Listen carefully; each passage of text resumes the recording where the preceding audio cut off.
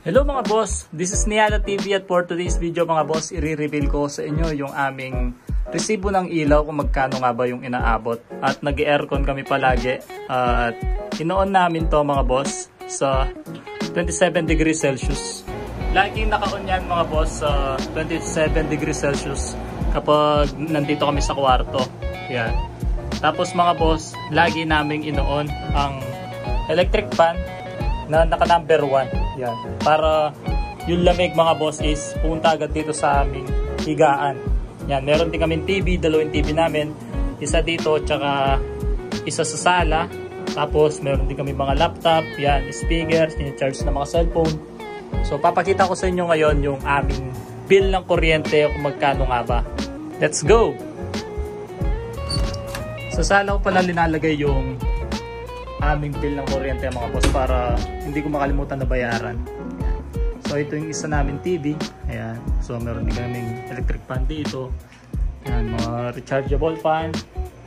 Tsaka yun, rep, mini rep. Ito yung aming mini rep. Ayan. Pakita ko lang sa inyo sa mabilisang video lang. Ayan. 1 year na to mga boss. Ito ay brand na Heilang. Ayan. Ayan yung loob niya. Puro itlog. Ayan. Yan kasing ulam ko araw-araw. Tapos dito mga boss yan, meron din kami fan, vacuum. Yan yung wifi namin. So nandito yung resibo mga boss. Ayan.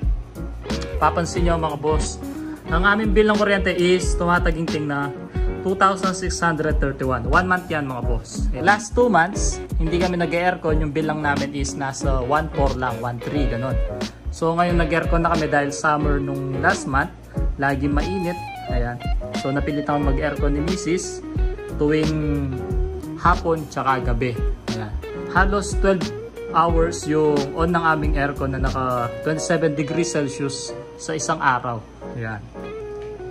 So kung gusto niyo bumili ng Rowa aircon mga boss, iwan ko yung Shopee link sa description at sa comment section. Tsaka yung rep namin, ayan, yung mini rep na ginagamit namin. Ayan. Mabilis din siya maglamig ng tubig, magpayelo. Ayan. Wala naman siya problema, isang taon na yan. So hanggang dito na lang yung ating video mga boss.